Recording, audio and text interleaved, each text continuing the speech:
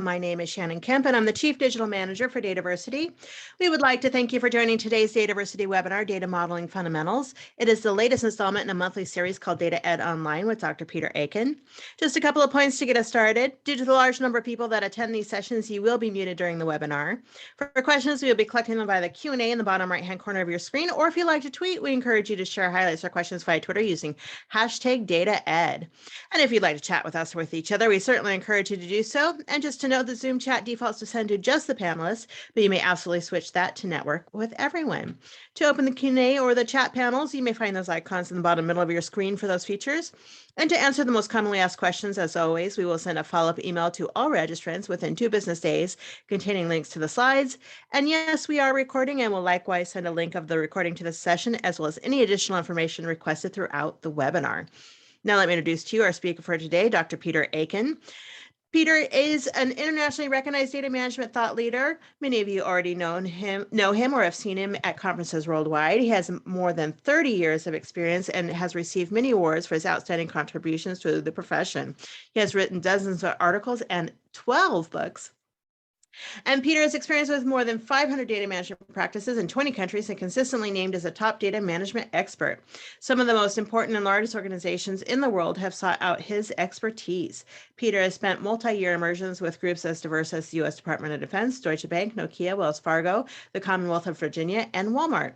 And with that, let me turn everything over to Peter to get today's webinar started. Hello and welcome. And welcome to you, Shannon. Thank you, as always, for a great introduction and getting us started here, as well as hosting all of these things. And welcome to everybody.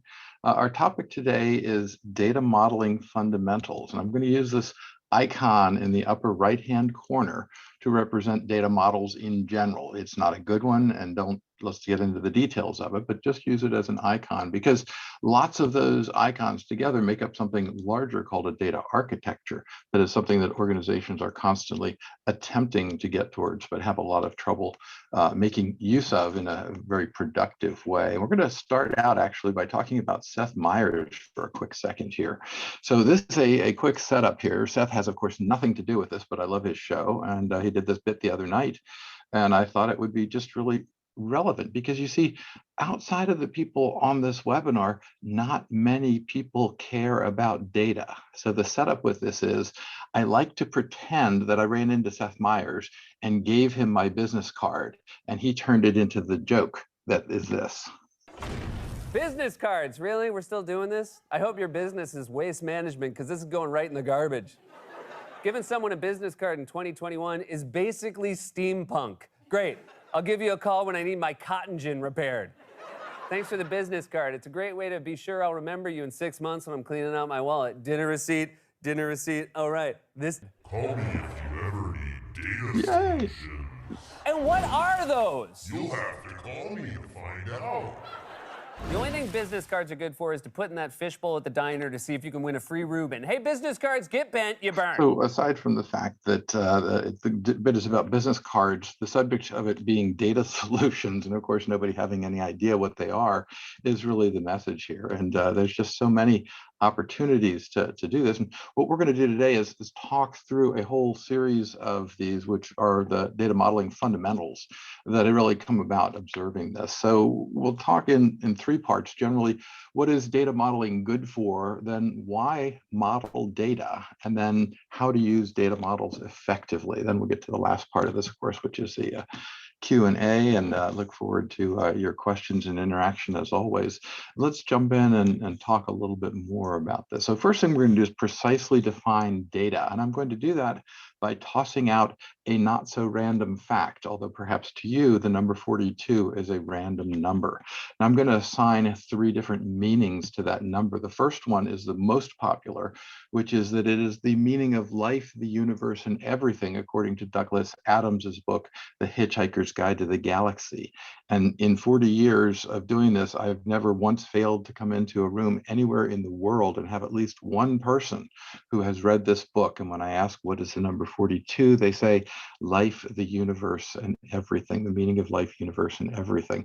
So there's a random fact there. Here's another really important fact. It is Jackie Robinson's 42 jersey on that for the fabulous career that was. And 42 could be my age 21 years ago, if I were trying to determine whether I was old enough to purchase alcoholic beverages in the Commonwealth of Virginia. So there are 3 random facts that are assigned to the number 42, and it is, as I said, just a random fact until you pair it with a specific meaning. That combination of fact and meaning is a datum, and I gave you 3 datums there. The collection of them all together are called data. It's very difficult to get into the plurals and the rest of it here, but we're not really interested in all data. We're interested in what data can be useful to us given that situation here. So again, useful data. We can also then define the difference between data and information by saying what useful data has been requested. And the nature of those requests turns that data into information. That's an objective fact. It's a really wonderful way to do this. And it makes obvious the statement that you can have data without information, but you cannot have information without data. And then finally, to get to the last part, which is the way most 3-part charts work, is that everybody wants to use the words intelligence. Over years, we've used the words wisdom and knowledge also synonymously up here. But the differentiation, as you can see here, is what is their strategic use given that as a context here. So those are the 3 levels. Data is a combination of a fact with a specific meaning. Information is when that data is requested.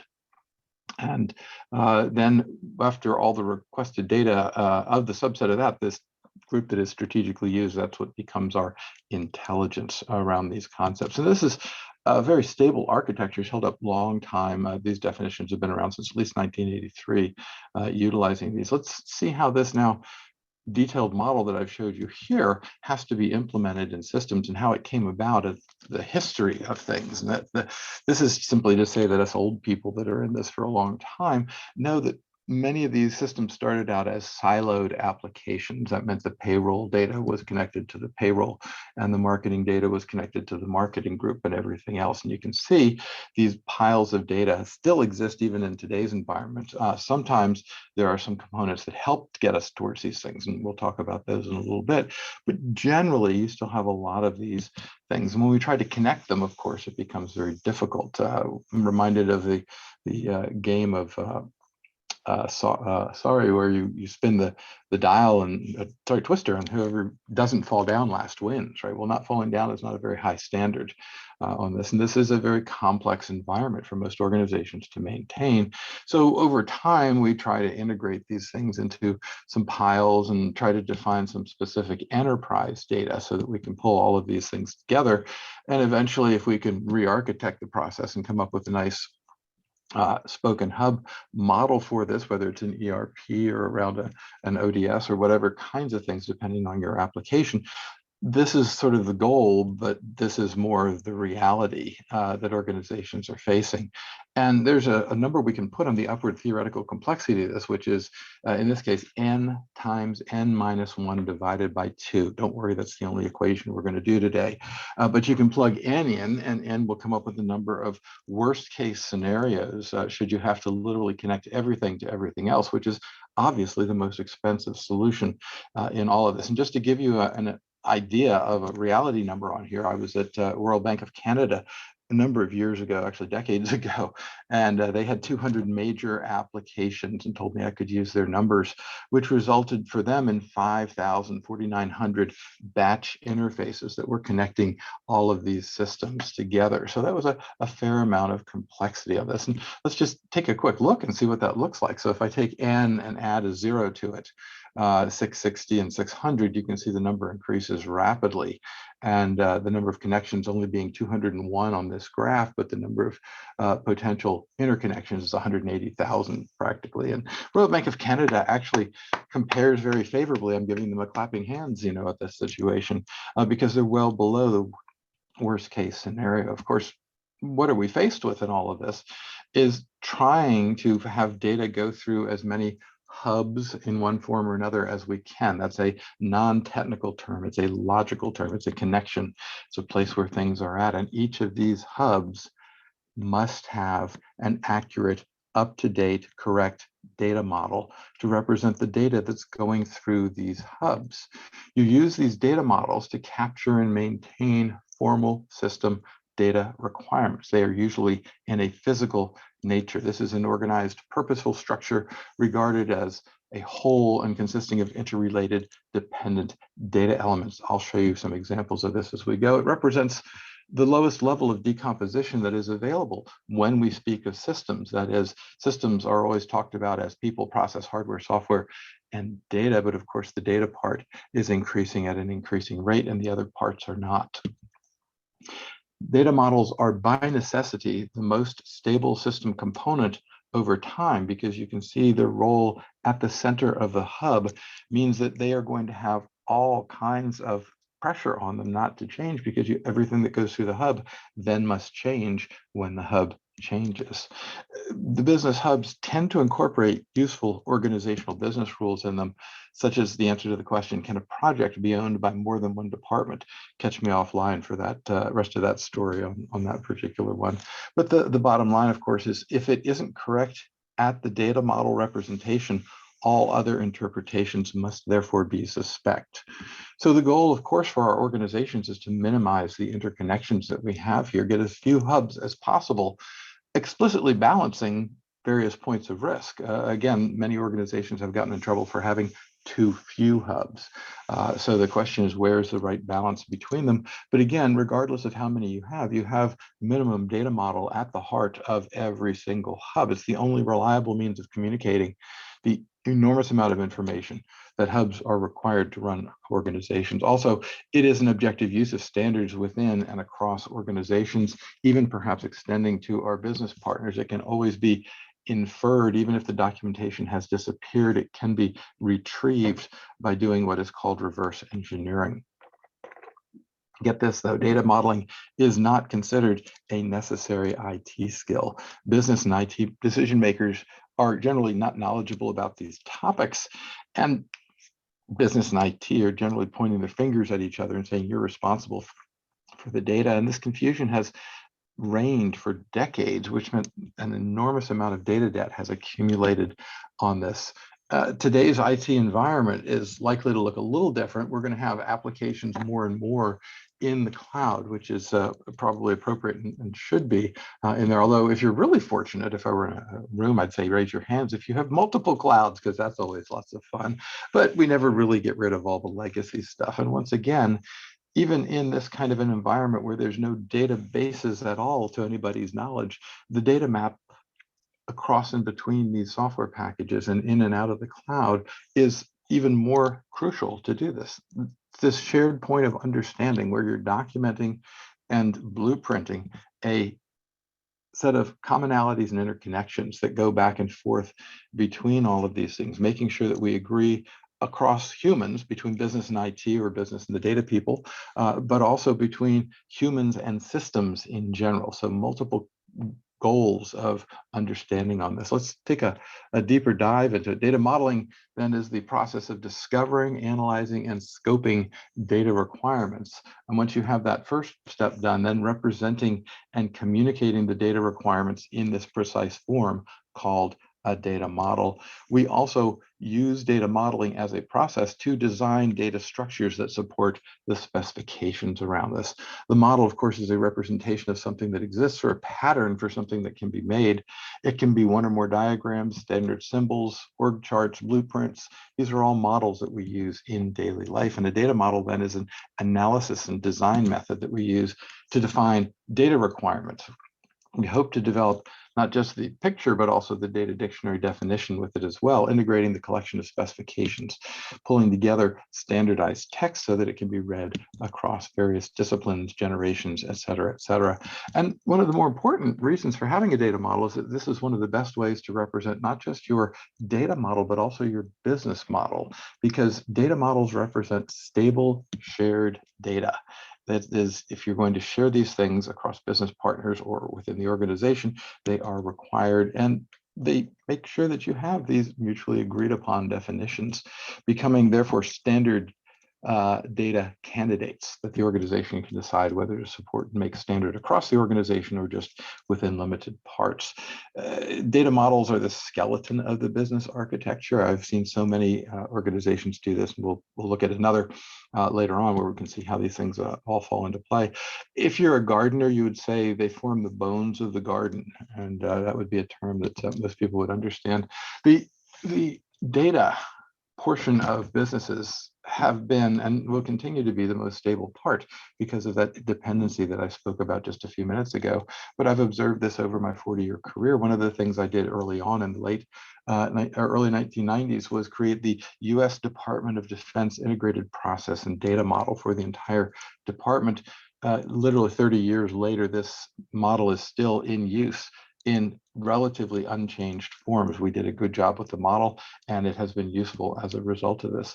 The models are also then a prerequisite to deploying, as in you can't get money into your organization. You can't launch without deploying these things. Many organizations are not able to understand this. They have an idea what their architecture, their data models look like, but they're not able to do as much with them as they potentially could, and that represents opportunity costs that they're missing. That said, a data model is considered a basic part of any system documentation, but nevertheless, they are often missing in the process here. So let's talk about how it supports strategy. First of all, if you create a flexible as opposed to an inflexible data structure, that means over time, as the business evolves, your data model may or may not need to change as often as the rest. So you can build flexibility in as a conscious design choice. You can result in cleaner, less complex code that's accessing all of these things. You can make sure that you can manage what you can measure. You can build in future capabilities, just like Tesla, unlock something new. Again, particularly useful in a merger and acquisition component here. I've seen this happen several times. Here's just an example. This particular organization had this data model, but you can see in the blue portion that I've highlighted down there below employee, you had to be either a salesperson or a manager, which meant that when they went through one of their periodic retrenchments and told managers to sell, there was no component, no support for managers to sell because they had built it out of the system. A more flexible design would have had multiple designations, et cetera, et cetera, et cetera, around all of that. All right, so we've talked a bit about what is data modeling for. And again, I precisely define data. I said that the data models represent places where the organization agrees to exchange data. And we need to simplify the number of point-to-point connectivities to the degree that makes sense from a risk and effectiveness perspective, because these focus points of agreement have a specific goal of making sure that everybody gets on the same page, sings off the same sheet of paper if we're making music, and that all of these concepts are not just useful in building new systems and talking about organizational strategy, but they're kind of necessary around that, particularly the physical implementation of the data components of whatever it is you're going to field. So let's dive on a little bit further here and talk about why model data.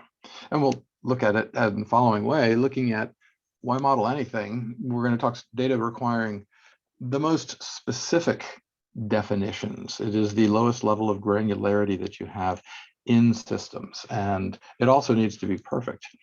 That suboptimal data practices lead to an accumulation of data debt.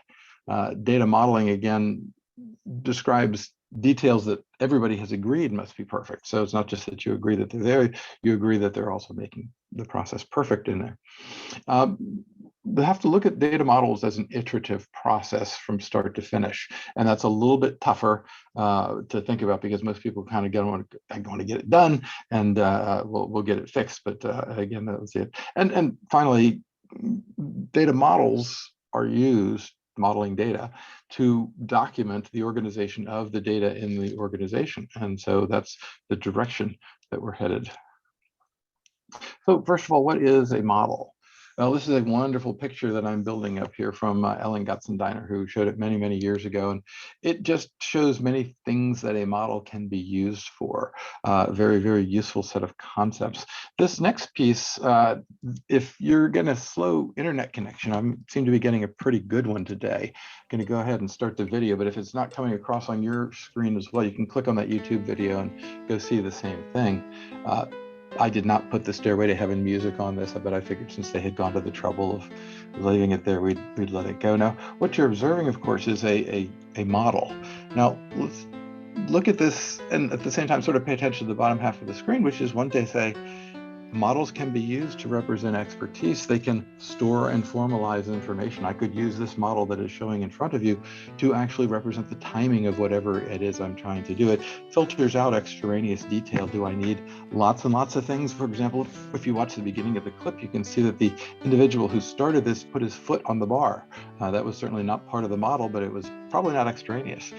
This gives you the process of an essential set of information, allows you to easily understand complex behavior. Can you imagine if I was trying to describe to you what these billiard balls we're doing right at the moment? It allows you to predict system responses, challenges, et cetera, et cetera. It gives you the ability to communicate, whether you're a novice, whether you're a business person, whether you're human.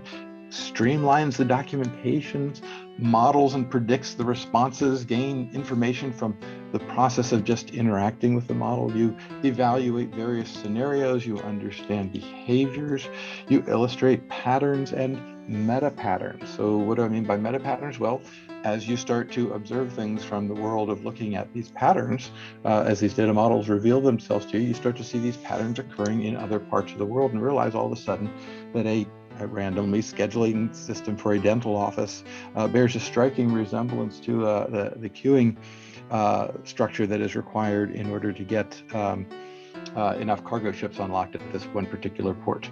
Again, I made that up as an example, but those are the kind of meta patterns that you can get to. Okay, we've got the point here of this particular example. It's a wonderful way of describing this. I had one old friend write me on LinkedIn and said, I could just stare at that for hours, which, sorry, Margie, but shout out to you. I'm glad you liked it.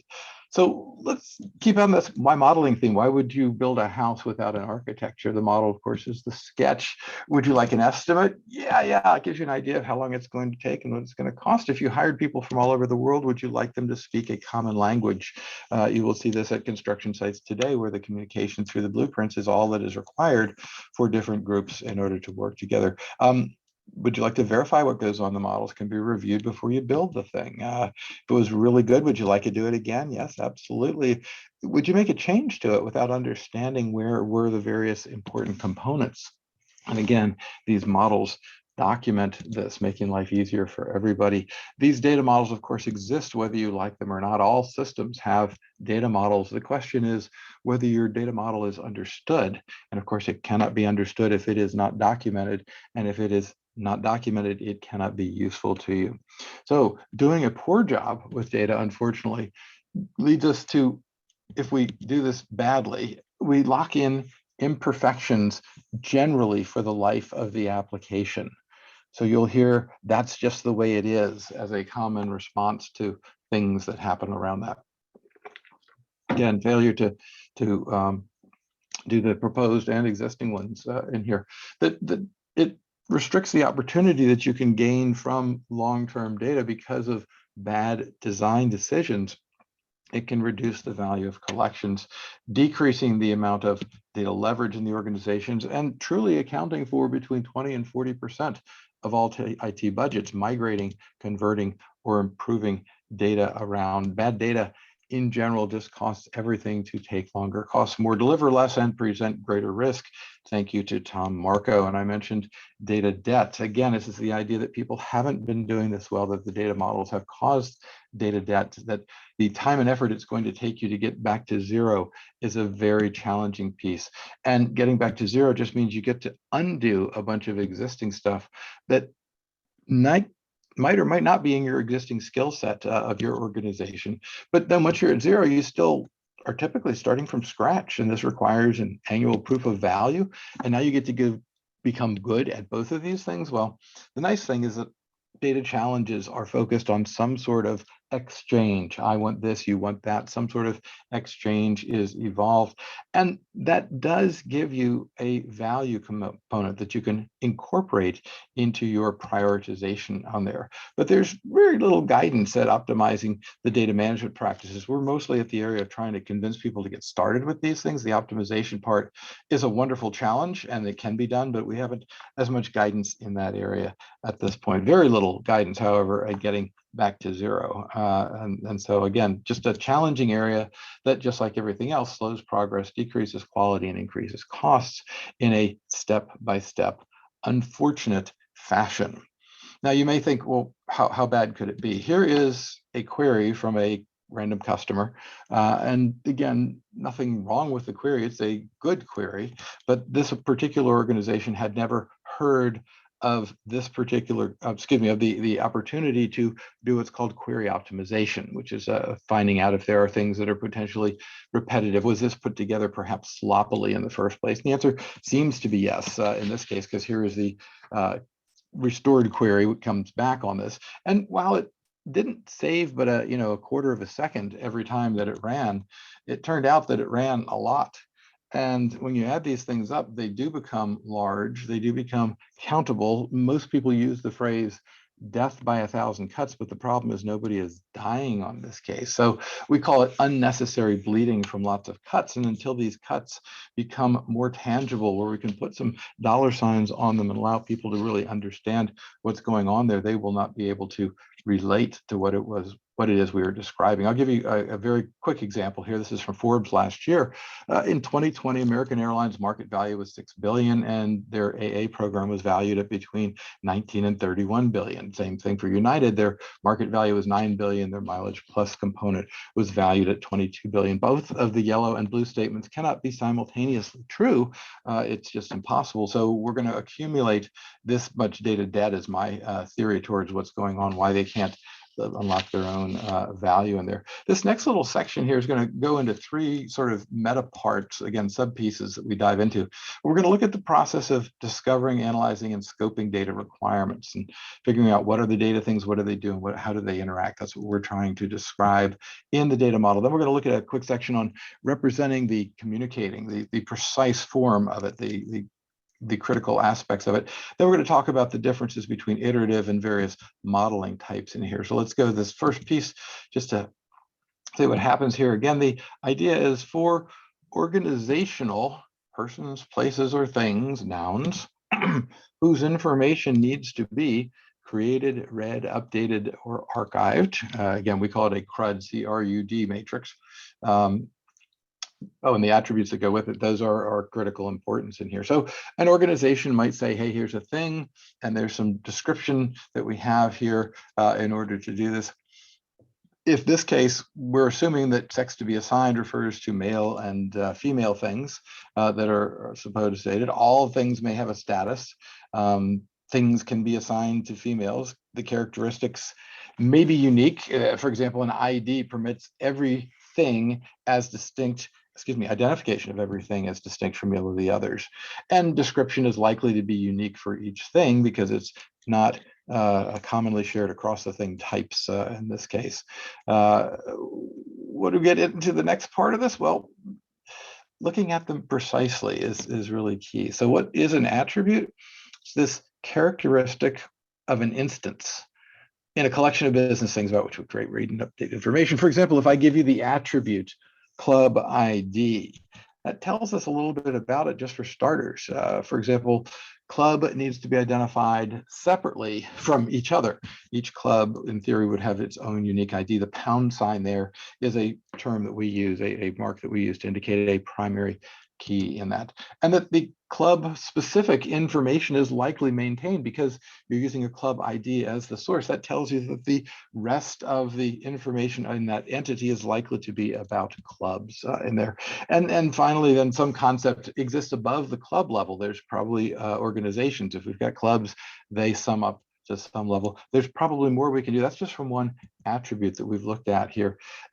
Attributes describe an entity. Again, here's a literal one, not perhaps necessarily the best one, but the attribute values are these characteristics of the instances of business things. So for club ID number 1, current promotion, whatever that happens to be, is in there, and it may have different information hauled onto this.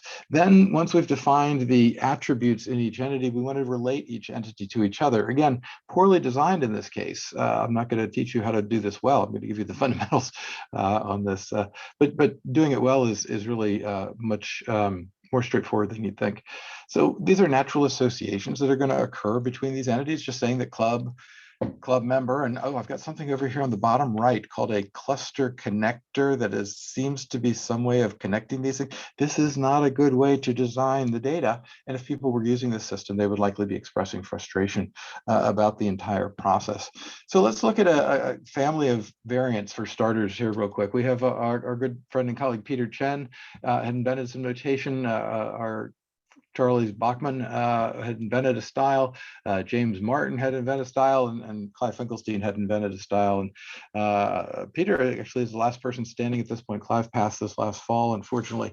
But he's the one that most people are picking. There's been lots of argument about these things and disagreement. It is not hard to learn one from the other. If you walk from one place to the other, it's like a different accent rather than a different language. But goodness sake, just pick one. And let's talk specifically about the variants. You can have exactly one.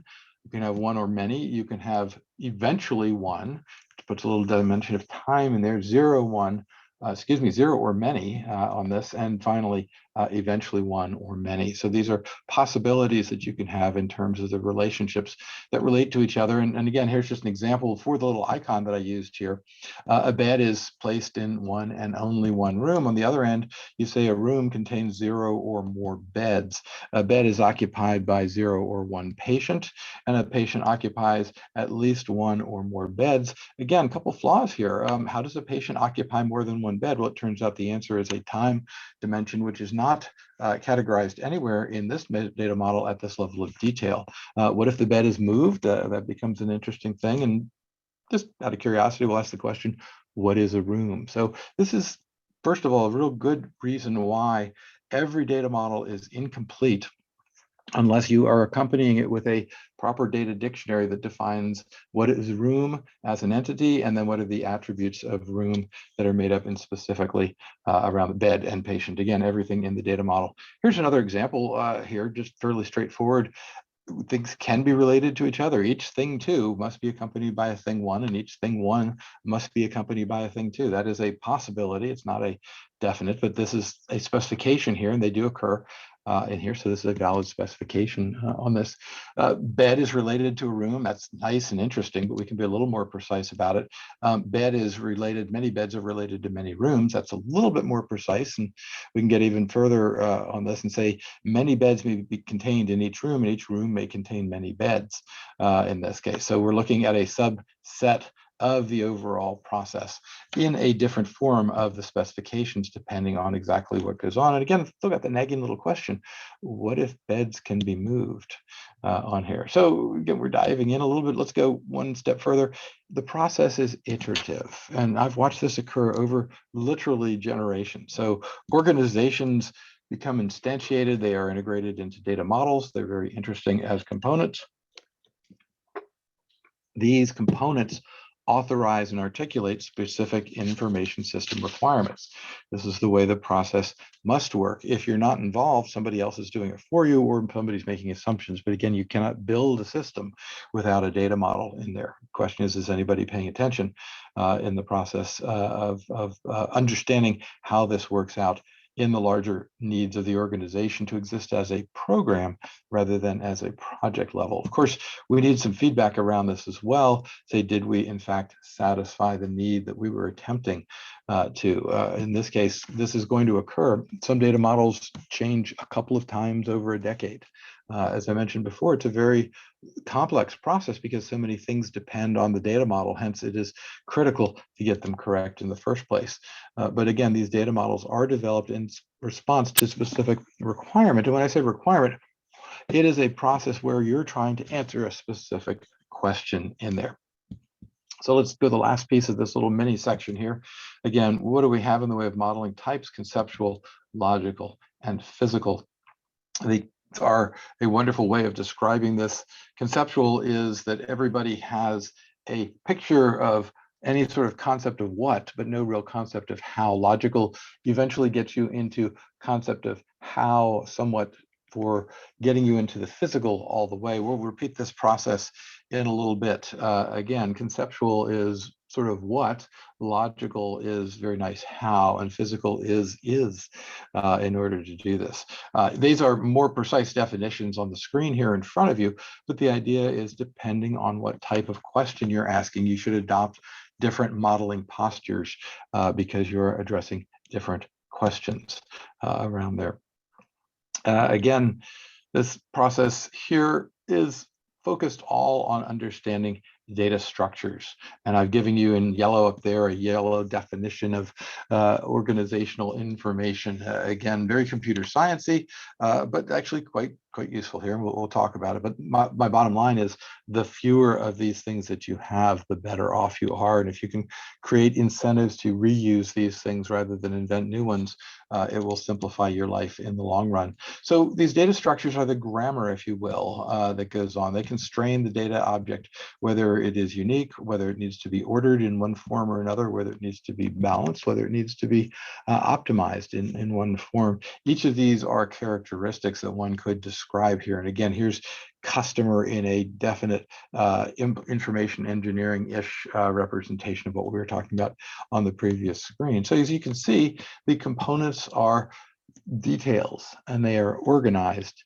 into areas that give us this sense and reality of intricacy in order to do this, that the larger components are then organized into data models, and this gives us a sense of dependencies in there, because now you are starting to put things on and say this cannot exist, and whether these attribute values are mandatory or optional, et cetera, et cetera. Finally, we assemble these data models, as I mentioned before, into architectures, and architectures really get to purposefulness in here. So in data modeling terms, attributes are organized into entities that are intricate in nature in order to do this. And there's lots of examples that we can talk about in here. These entities are organized into models. Again, badly structured data constrains the ability of the organization to deliver. Lots and lots of examples around this as well. And finally, the models are organized into architectures that give us the largest component that we have in here. If you're seeing this for the first time, this is the DAMA International Body of Knowledge. As president of DAMA, I'd be remiss in saying how proud I am of the teams that have put this together, again, over generations. In order to do this. Data modeling, as you can see highlighted in yellow, is very clearly called out in this, which is the analysis of data systems, the design of data stores that are in there, the implementation of those, and there's additional data effort usually around preparing or coordinating with integration around this. So we've talked a little bit more here about why modeling anything, and the idea is we've got to get down to a set that can be managed, because we can't actually manipulate the reality of it. That hopefully now you have a good appreciation for why data requires precise agreements, that if you don't do this well, you have likely accumulated already data debt that's in your organization, that your data modeling represents agreements that have to be perfect in that sense, that you're going to be looking at these things over and over again. And that's the best way to think about them being developed, which is why it's so important that they maintain as correct documentation. And finally, again, they are basic system documentation. So if nothing else, you can go to any textbook, open it up and say, hey, here is the documentation on here. Okay, our last section here is how to use the data models effectively in this. And the first question is people are going to ask when they walk into your organization, where are your data blueprints? Where are your data models? Where are the things that we need to have in order to correctly and carefully and precisely communicate this information back and forth? Again, not everybody's going to ask for them. Some may be able to read them, some may not. They may have others that they can pass them to, but these are really very, very important collections of metadata that you must have in order to do this, because everybody asks for the same thing. It's a universal language. For some reason, it's not universally created, which is unfortunate. There are correct ways to organize the data. And the idea is we can determine that flexibility may be more important than adaptability, or that retrievability is the more important. Again, lots of different optimizations can occur within there. And the techniques allow us to include different components that are there. I'm just going to go through them here real quickly. The idea is, first of all, as much as you can and any time that you can, remember and repeat the phrase, smart codes bad, dumb codes good. Let's all do it together. Smart codes bad, dumb codes good.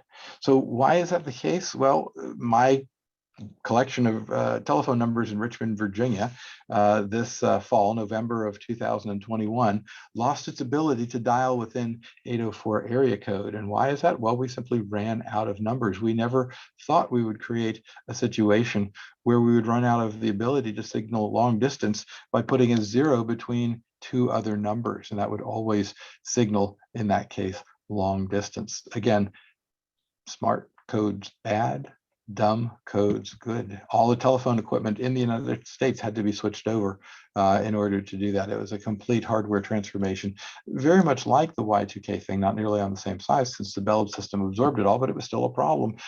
Another example, I had a dean who was a very nice gentleman, but we had these courses that were business computer courses on our university's list already. And he kept saying to us, I cannot add another course for you because you've used up all of your numbers. Again, that's a really bad way to talk about education, that you can only have 10 courses because that's the scheme that you used. Or a large organization that's involved in logistics, it's got a number very much like the Y2K problem. Again, they're going to have to expand their customer number from X number of digits to X number of plus digits in order to do that. And they've already discovered that more than 100,000 systems in their existing environment are going to have to be changed. Well, that is an enormous amount of complexity in order to do this. So again, smart codes bad, dumb codes good.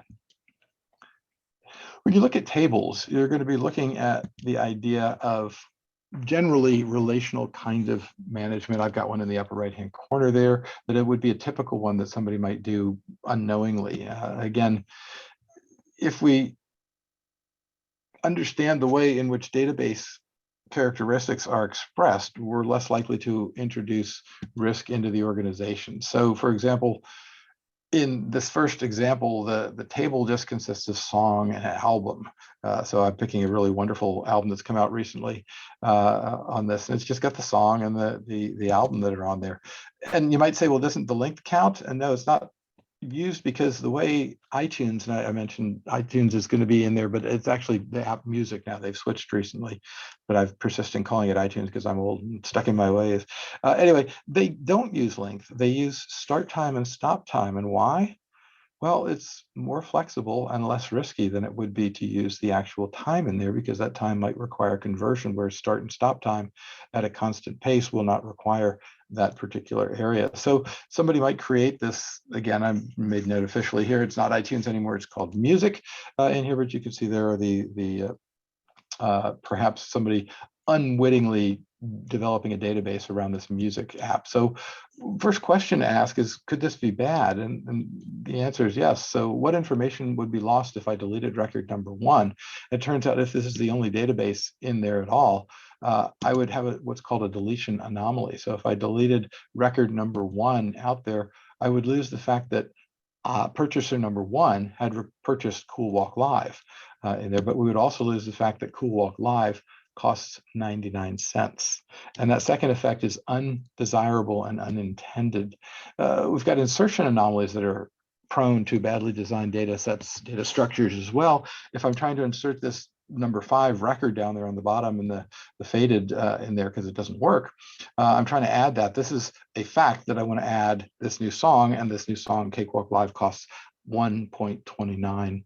That's the first fact. The problem is I'm trying to enter this without having a fact 2, which is to say that I can't insert the full row until I know who the purchaser ID is. If I just put in purchaser number 99999, that's going to cause bad results. And again, undesirable and unintended.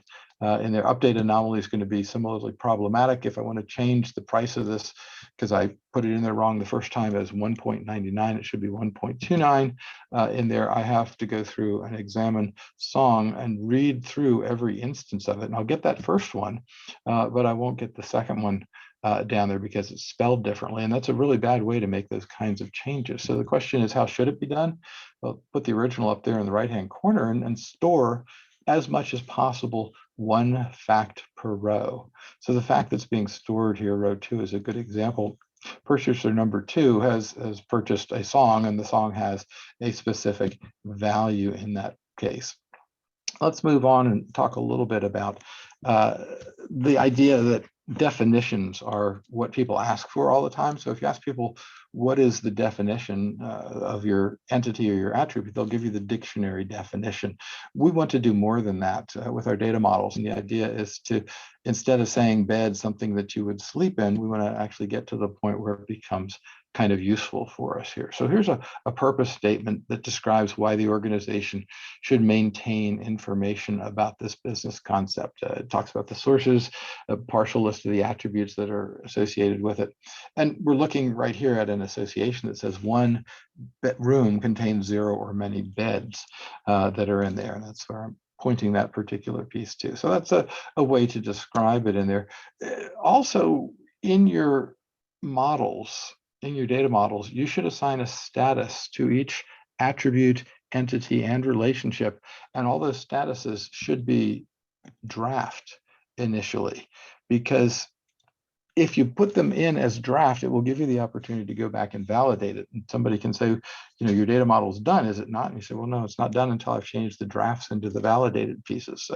A way of giving yourself not just more time, but also a better approach on the process, because you're unlikely to be perfect on your first attempt with all of this anyway. By the way, if you haven't noticed on this as well, we may have a bed transponder here, because whoops, I'm sorry. Thing on too fast. There we go. I changed it. I wouldn't want to get off that slide just yet, because the other part of this was to tell you the story, which is that this was a DoD piece that we were doing for the, I believe it was DoD Health or Veterans Administration. I forget exactly which system this was that we were working on. I literally had the data models in my attic because nobody else wanted them. Silly stuff around this. What we found out, though, was interestingly that the beds were going to be the way in which they were going to keep track of the patients. So they were going to put a transponder on the beds, and the beds were going to have these transponders that were going to tell us what room each bed was in. So the first question is, are we missing bed.transponder ID as an attribute? Likely, that's going to be the case. But second of all, we found out this probably idea was not going to be a good one, because, for example, we asked the question, what room is the hallway?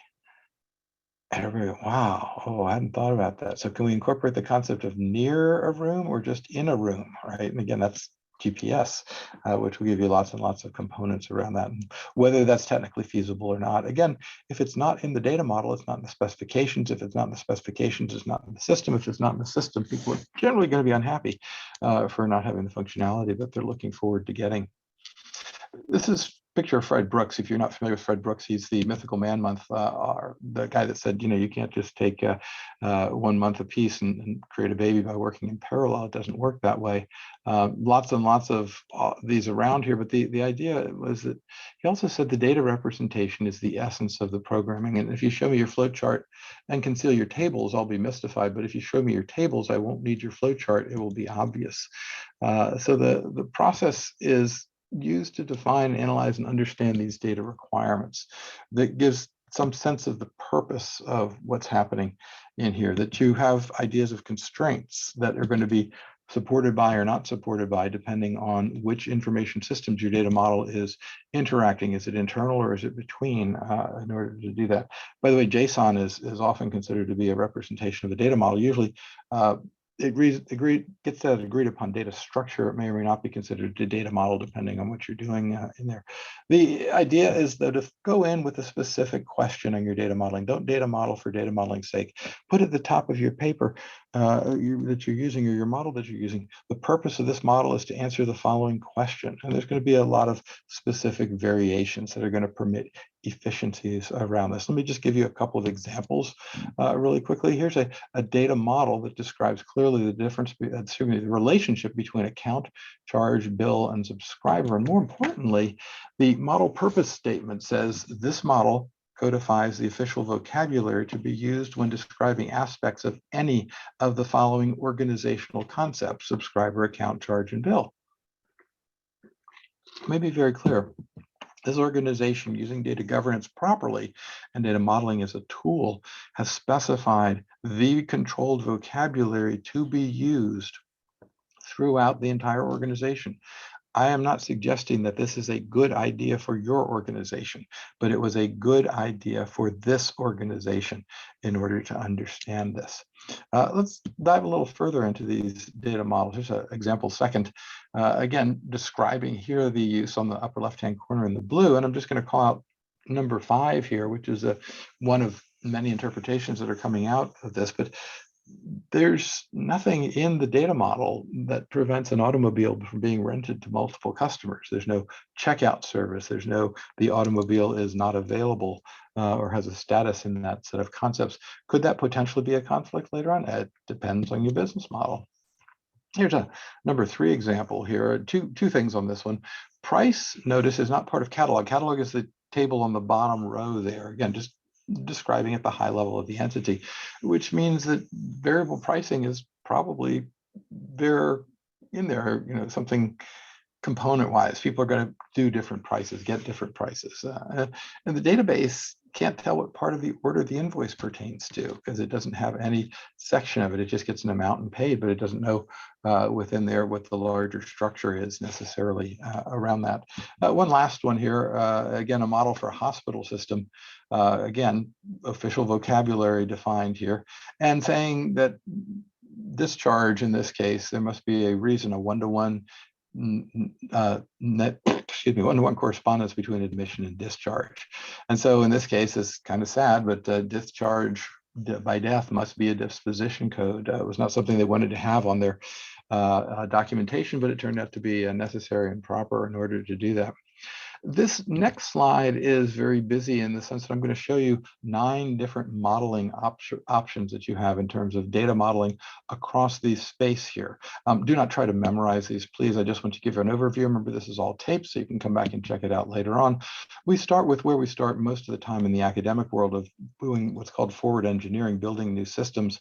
Remember, only 20% of our dollars are invested in building new systems today, and 80% of our dollars are staying with existing systems. Here now are our 3-part pieces that we did before: the what we need to do, the how we're going to do it in blue, and the implementation itself in the gray on the right-hand side. Again, being conceptual, a data model sitting at the middle there, and an implementation as the other end of it here. We do 80% of the time working on existing systems. We should get better at reverse engineering. We are getting better, but we should get better still because it is a necessary but not widely understood skill. So our first data modeling is to recreate the initial data implementation. Our second is to recreate the original design. Our third is to recreate a data model of the original requirements. Turns out that data requirements are the most objective and most testable form of requirements, therefore the most manageable and the least subjective, which makes them enticing to specify and be used as proper.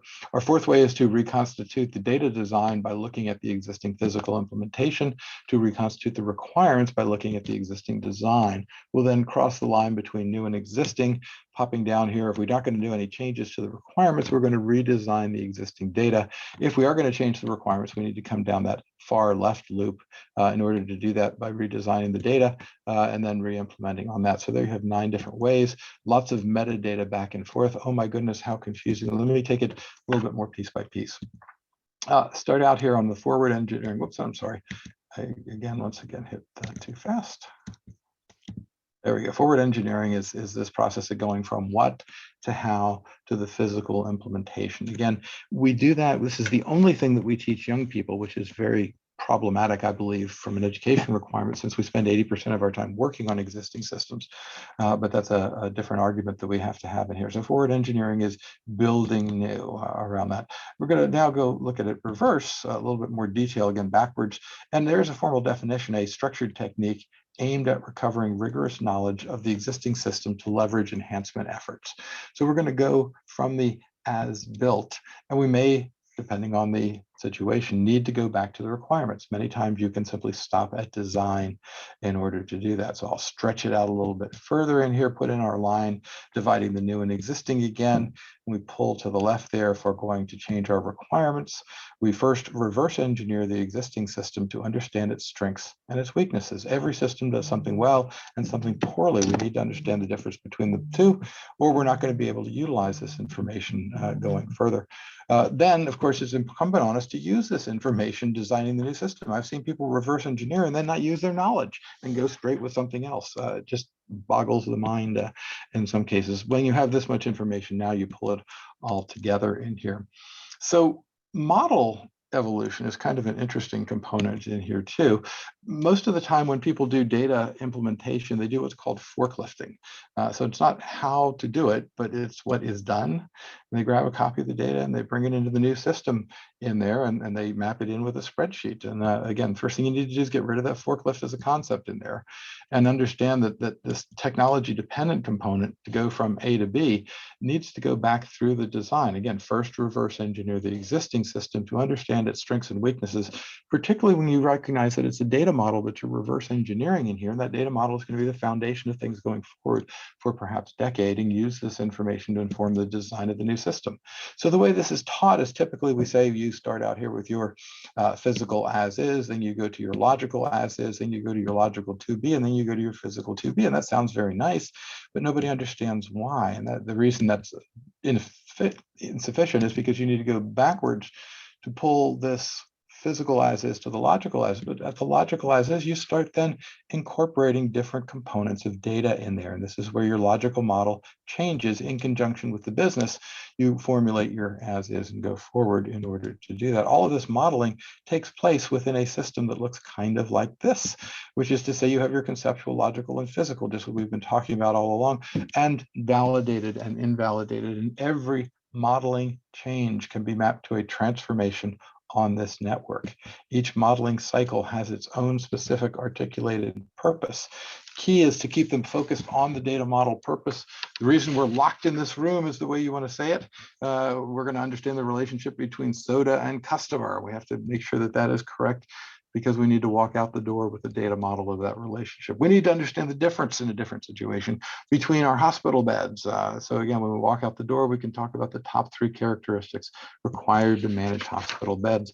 That our mission is to, could our systems handle job sharing if we were going to implement it tomorrow in response to a court order, for example? Well, here's our existing, and again, we're not exactly sure, but we're going to have to make sure that we implement this very, very rapidly in order to do it. Another key to this is don't tell people that you're data modeling. Just write some stuff down, arrange it a little bit, and then make some appropriate connections between your objects. It becomes fairly straightforward. Again, you identify the entities from your notes. You identify a key for each entity. You draw a rough relationship between them, what themes to be connected in there. Identify the attributes, put the attributes on each specific entity that we have as we map them back and forth. Don't stop there, though. Again, that iterative process is important, because with refinement, you will then discover new ways of organizing, new ways they should. Hopefully your model gets more stable over time. That's the important thing to watch for, not just the fact that it's done or not done in order to look at that. And you may discover that there are other associations that you need to have in order to bring it there. All right, so finishing up here, we've got, again, times and the type of modeling that you're going to be doing. You're going to be collecting primarily at the early cycles of your modeling. And when you get to wrap up, you should be done with the collection and just being analysis at that point in time. That you're going to have some coordination requirements, you almost always do in that process, but they should decline over time, and that you should be able to do increasing amounts of target system analysis, which gives you the data model in the context in which it's actually doing the work, and that your cycling time changes from refinement, from validation to refinement in there, that you get to the point where you have time to go through and validate the entire model and look at it as is going on. There are lots of places that you can go to for data models. I call them metadata models. Again, here are four books up there. Example, one of the models you buy, Len Silverstein's book, for example, bottom right-hand corner, and it comes with a CD-ROM. If you remember how to find and use those things anymore, you can put the CD-ROM in and then get the data model. It's fantastic. What an amazing thing. All right, so we're finishing up here. The goal, trying to get to shared understanding. That data exchange is automated and it's very highly dependent on successful architecture and engineering, and it's got to go fast, which means that data model has got to be perfect in there. Any imperfection stays with it the length of the system. The modeling characteristics evolve. The model is problem defining as well as a problem solving activity. And the use of modeling is more important than the specific method, that the models are living documents and that they need to be available in a searchable manner, and that the utility is paramount, that you need to be able to add color and pictures on it if you need to in order to come up with all the bits and pieces around all of that. Again, quick note, pricing on sale for the books, and we've got some upcoming events. Hopefully see you next month for Data Stewards. Give you a minute to think up some things and we get to the point of questions. So again, I made the finish. And there we go. Yay. 101 slides, Shannon. I love it. Well, Peter, thank you so much for this great webinar. As always, there's been lots of questions about the slides. So just a reminder, I will send a follow-up email to all registrants by end of day Thursday with links to the slides and links to the recording along with anything else requested throughout the webinar. Now, diving in here, custom models require a lot of prep work. What tools can you use to rapidly prep the data which can easily be flipped in the data model? So I think the questioner is asking about, you're acquiring a pile of data, but you don't have a model of it. How do you get there? And that is sometimes a lot of prep work, and sometimes it's very easy. You'll notice, for example, that many programs allow you to import a CSV file onto the web services or something along those lines. So there's certain predefined things that you can get to work reasonably well.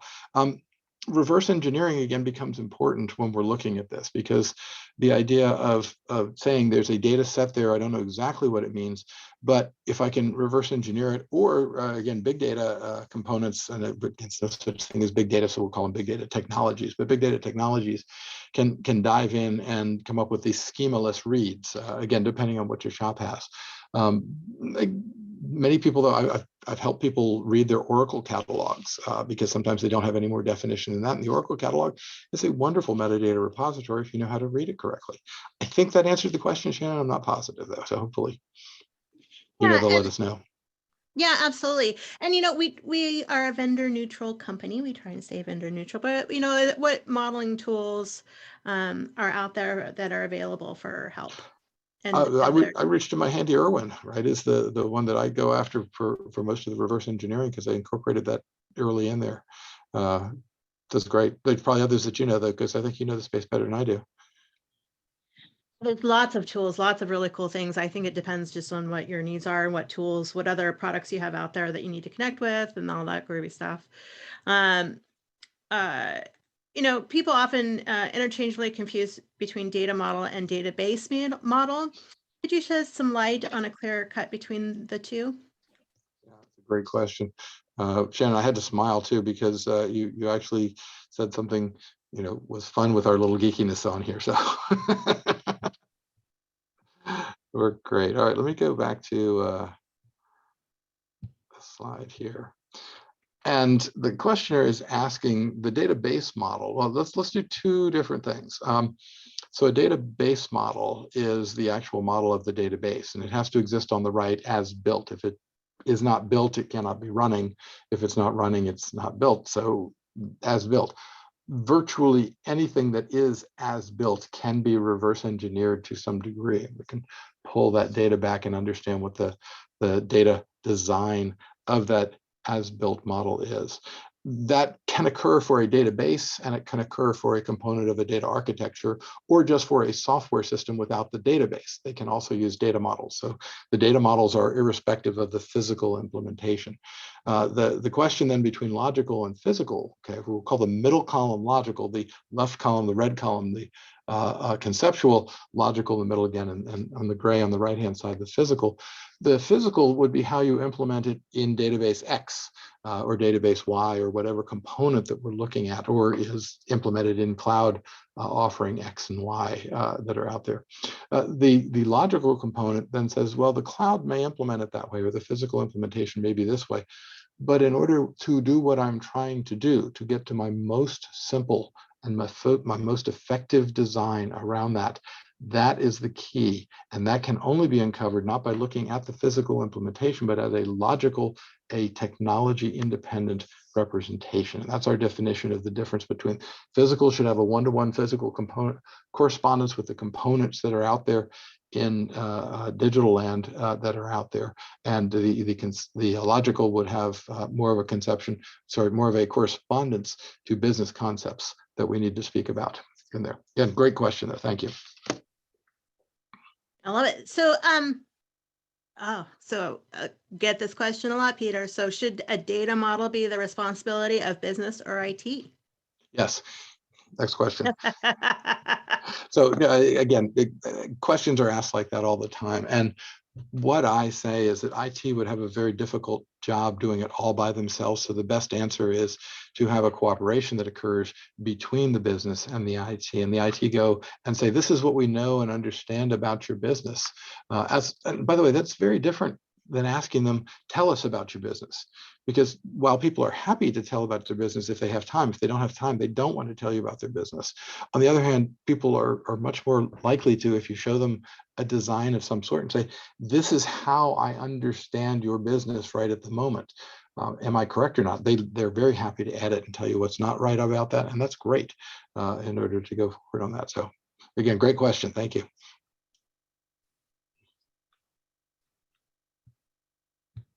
So, oh, sorry, my questions just moved on me. So will the golden record definition be the input for our master data model, logical entity relationship in master data solution?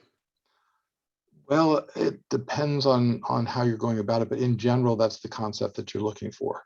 So again, I've read so many data strategies over the last year that say we're going to have our data input once and reused all the time. And those are wonderful aspirations, but making all your systems actually get to that point is a very difficult component. So yeah, I think it's the idea that in most of the context, when you're looking at how all of these are organized, one has to understand that the formality of it is really the key. If we don't have it written down somewhere, you have people who are guessing, and the guessing is not the answer that leads to rapid success. Let's just say that. Sorry, Shannon, I might have got off track on that one. Did I get the question? I believe so, yeah. So the golden record definition with the input of master data model in master data solution. Yeah, so MDM is a strategy, not a technology. And so if you're working towards that strategy, that one of the components of the strategy is that you need to have golden records. And this will help to identify those golden records, or can be a help at identifying golden records. I'll tell a funny little story on the way. One of the things I was involved in was the DoD Y2K component. I actually created a data model for how data flew through the business side of the Defense Department. And got this knock on the door. It's like, yeah, hi, we're here from this, place we can't talk about, but we understand you did this. And yes, I did. And they said, we'd like your copies. And I said, oh, well, I'll be glad to make you a copy. And they said, no, we're taking your copies as well, because it turned out the putting of all that stuff together was classified higher than my top secret at the time, or whatever it was that we had around that. Anyway, long story short, the models are very important in order to do that. So key to them. So what is the expected structure of data architecture diagram, conceptual, LDM, PDD, and data cataloging tool? It sounds like they're asking a specific question about a specific tool, but I think we can still get to some value there. So let me go to the logical physical model slide here. There we go. The end of this section and the beginning of that. So I've got this poor presentation so in my head. All right, and I didn't hit the right one. There we go. All right. So again, conceptual, logical, physical. And as I mentioned before, all of these should be linked by an integrated data dictionary, glossary, whatever it is that you're going to call it in there, but that they're all using a common controlled vocabulary for the things that they have data models on.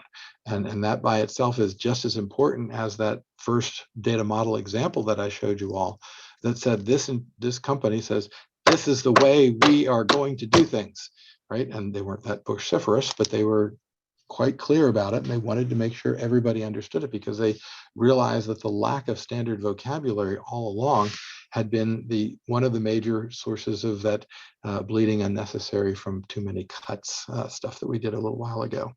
Anyway, I think I answered the question, Shannon. If not, somebody will clarify for sure. Indeed. So what's the difference between DCAM and DMBOK2 data management framework?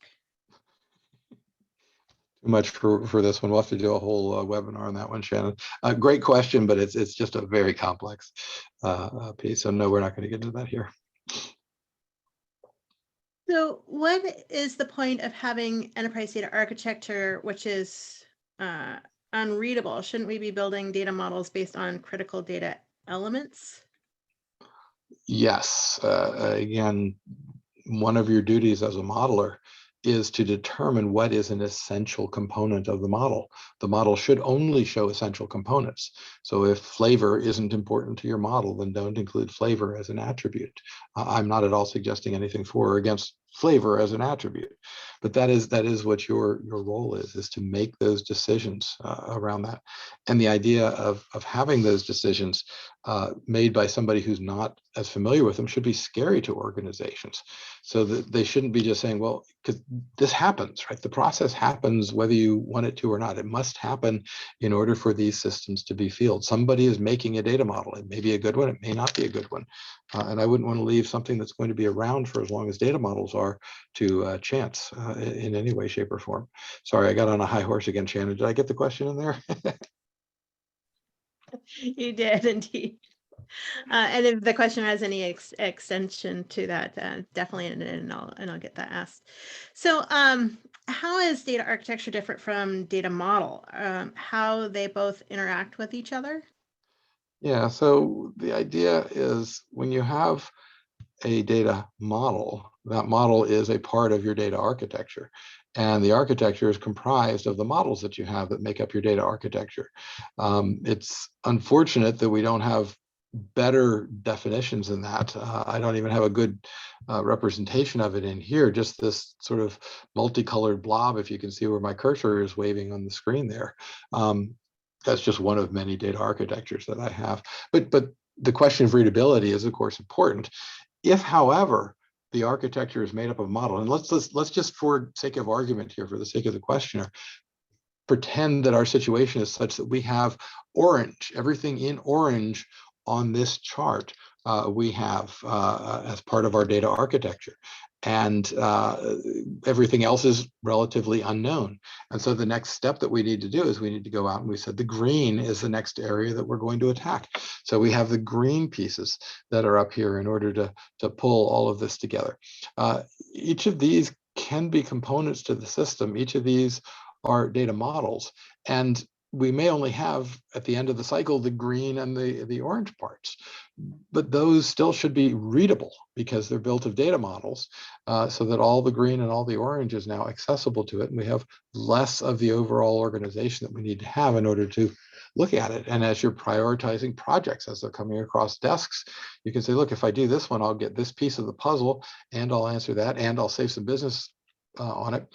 People don't realize that these insidious little data problems are not represented to people as data problems, right? Nobody's jumping up and down going, this is a data problem. Instead, what they're doing is they're saying, oh, well, it's just Salesforce that sucks. And again, I'm not picking on Salesforce, but if you, as most organizations seem to today, implement Salesforce, stick the data in, and then decide that maybe you should have cleaned the data before you put it into Salesforce and then turned it on, you're not going to clean it in place. Users can't distinguish between Salesforce sucks and the data that's in Salesforce sucks. So they just say Salesforce sucks, and they try to cleanse that data in place. Let's put some things in place. Let's understand the Salesforce data model. It offers some wonderful opportunities to cleanse the data on the way in, so that we don't end up with it stuck like that. And then if that happens to be the red part of the data model over here, the red part of the data architecture, that becomes another piece of your architecture that you know more about. So what I'm seeing is most organizations know some pieces of their data architecture, and part of their job is to figure out which are the important pieces that they need to know, and which are the pieces that they can leave unknown, at least for the moment, in order to do this. Because let's be frank, most organizations are operating without good knowledge of their data architectures. That's just simply in terms of the numbers that are out there. So very true. So which data quality dimension is mostly affected by a poor data model? It's a really insightful question. So there are two types of data quality problems. The first one is what we call operational data quality. It's the idea that you've got the wrong field or the wrong value, or something's not right. Or for example, if you pull my credit report, which is sort of weird, you'll find that I own an office building in Texas. I don't own an office building in Texas, and everybody who works with me knows that's not the case, but nevertheless, we joke about it every time because we can't seem to get it off my credit record. I don't owe any money on it, but I just happen to own it, which is kind of cool. Obviously, data quality error. Those errors are where most people's understanding of data quality stops. And they can occur through, of course, the architecture, the model, the representation, and the value of the data item as well. So it's a relatively close universe. But the other part of this may be what the questioner is getting at, is what we call structural data errors. And those structural components are very difficult. It means something along the lines of, and I actually show you one because I put one into the presentation here. So let's get to it. Gee, Sharon, if I had planted that question, I couldn't have done a better job on that. All right, so here we go. We're looking at club and club member, right? And you can imagine that the club would probably like to know who the members are, and the members would probably like to know which club they're a part of. Seems like, just sort of basic questions that we'd want to ask. I couldn't figure out, this was an example I was pulling from somewhere else, how you would get from club to club member. So I put in this thing called a cluster. And you can add whatever words you like there, but it's got two primary keys for the two other entities. It could be used to cross-match them. That's a really bad data structure. And that, if the software was served that way, if Salesforce worked that way, it does not. But if Salesforce worked that way, you would have all kinds of things where people would be going, oh yeah, that's right. And then there's Salesforce's well-known problem having to do with connecting clubs and club members through a very difficult type of join in the process. Again, great question. That's a badly designed data models are going to leave those kinds of errors in your systems. And like a pea under the blanket, or whatever fairy tale that you want to think about, or anything, but it's an irritant. It's going to last, and the data being the most important part of it is going to stay there. So it's going to persist in that format. So it's worth the extra time and effort to make sure that it's done. I, by the way, request that data models be provided of software that we're doing business with as well, because I would like to know how the cloud component is implemented, or how the software as a service component is implemented, and whether it's going to complement or whether it's going to conflict with my existing process architecture as I have it. Again, high horse Shannon, but that was a really good question. I do like it when you get on your soapboxes. It's good. So Peter, with reverse engineering, you rarely have the descriptions of columns and tables in the database. So going back to the analysis phase is only partial. So how do you fill in the blanks, or should you? As much as you can. In fact, that's how I cut my teeth. Now, my component of that was a really interesting one, and I'll go ahead and tell the story, Shannon, even though you heard a little bit of it last week on your interview series. But it's such an interesting piece. So let me, yes, you get a partial set of information when you're doing reverse engineering. And my first job at the Defense Department, I had the title US DoD Reverse Engineering Program Manager. And my job was very simple. There were 37 systems that existed in the Department of Defense at the time, and we needed exactly one, which meant there were going to be either 36 or 37 losers, depending on what Peter decided to do. One of the things that I was very fortunate to do was we invented the technique of data reverse engineering as a solution to that problem. And then I was ordered to write the book on it. So there's another whole story on the side. But I did about $50 million worth of reverse engineering activities, both in preparation for Y2K and in the process of going from 37 systems down to one system that won that particular title on that was the DoD winner. And the idea was we had to get all of that data around and together. And we had exactly the questions that the questioner asked. Some of the systems were old, some of them had documentation, some of them did not have documentation. And so we inferred what we could. We tried to get a hold of people. We were able to call some people out of retirement, believe it or not, and get information from them. We put together a series of hypotheses and said it's either wah, wah, or wah. And then we'd ask subject matter experts and they'd go, oh, well, definitely not these two, so it must be the other one. Things like that. There are ways of obtaining more information from the factual information that you have. It's not a trivial process, but it is very much like a puzzle solving process. So again, obviously took me back to some fun days that I had. I lit up over that whole process because those were some interesting times that we had to learn about all that. And there still are challenges around. If anything, my task was simple because I had a mainframe, right? Whereas everybody else out there's got thousands and thousands of distributed processes, and I haven't had any experience in that area. So we'll let the youngsters figure this stuff out. Anyway, great question. Thank you for it.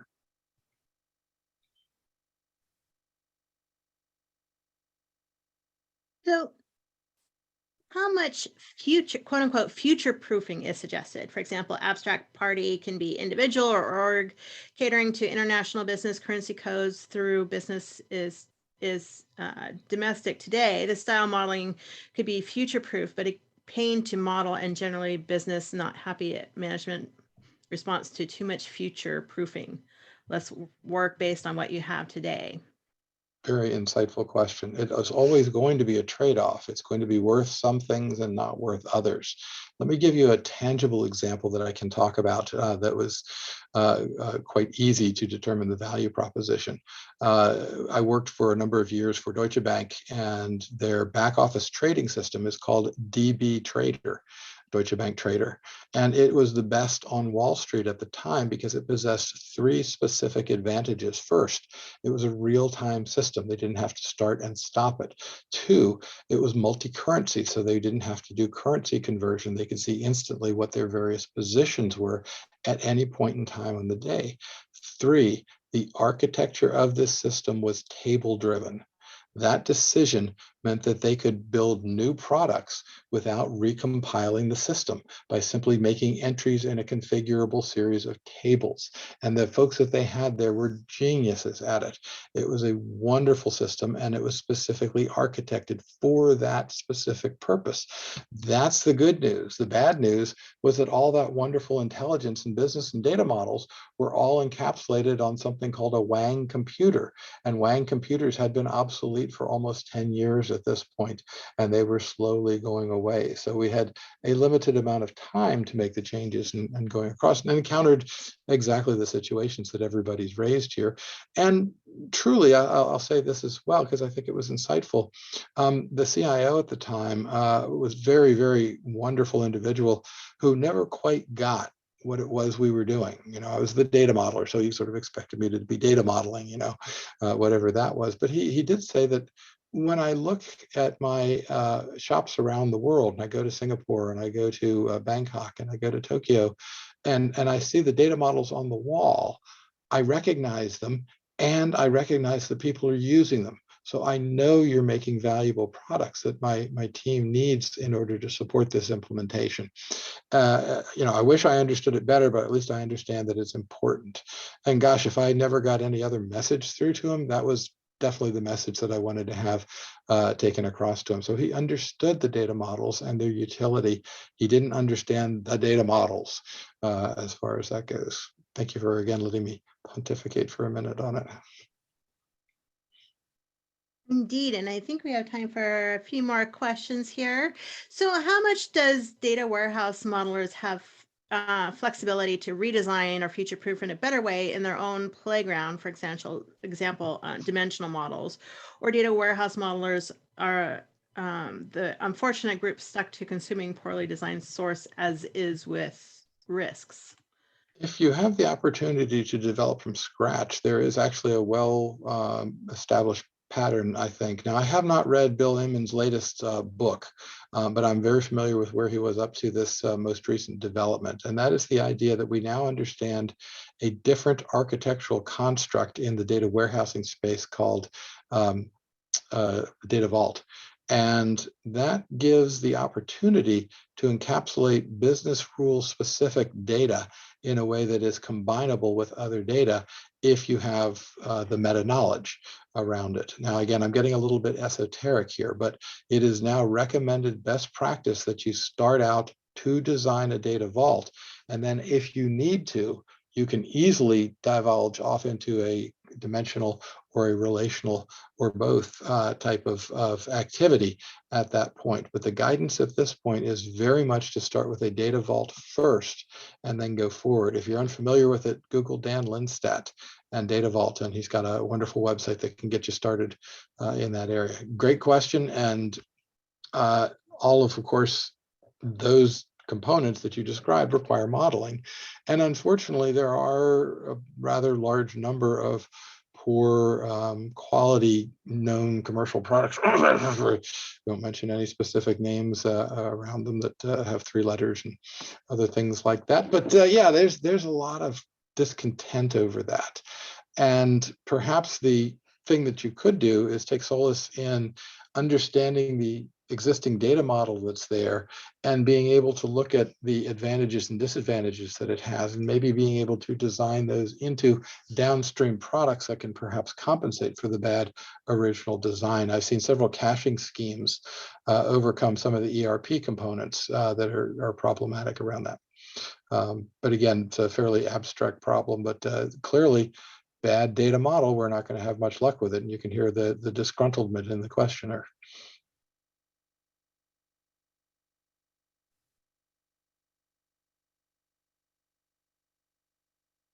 Indeed. So can you explain the differences that we need to consider while modeling for a relational database versus cloud databases, BigQuery, Hive, AWS? The real key that everybody forgets is that the logical data models are going to be the same in all circumstances, because logical only expresses the business requirements. So your conceptual and logical layers, if you're going that pathway, should not be dependent. In fact, it is against the rules to use the word database during any of those first activities, the requirements activities, the things that are on the left-hand side of your screen when you looked at them, the things that are the what we're trying to do. How then is a design decision, and that's when you are allowed to pick a database or again, cloud technology or whatever, but all of them should have some components of data models, with the exception, of course, of the lakes where they index everything. And those are appropriate for certain circumstances as well, depending on what it is that you're trying to do. But in terms of modeling, absolutely, you're modeling the business requirements at the logical level. That should not change. And if those requirements are not well specified in a model at that point, I would hesitate to imagine how anybody would develop a solution that was a response to those requirements, since they hadn't been developed in the first place. I love it. And I think we've got one more question and just enough time for that question. Could you put up the slide that has the pricing on it? It was the next to last slide. The pricing on it. It's the next to last slide. I mean, the books? Yes. Event pricing. Oh, thank you. Where's that? They have pricing on that? Yeah, No pricing on that. It's on the title. Go back. If you go back to. I'm a dummy. Oh, event pricing. Okay, there you go. Oh, it's event pricing because that way you can get the coupon off while you're at. I'm sorry, Sharon, didn't mean to get this. It's good. I love it. Yeah, and we will. And of course, just a reminder, I will get the send an email up to everyone by end of day Thursday with links to the slides and links to the recording, so you can have those as well, and all that information on how to get Peter's books and more information from him. I love it. Peter, thank you so much as always. It's been a fantastic presentation. To all of our attendees, thank you so much for the great engagements and great questions coming in. And again, just a reminder, also get that follow-up email out by end of day Thursday. Everyone, thank you so much. I hope you all have a great and fabulous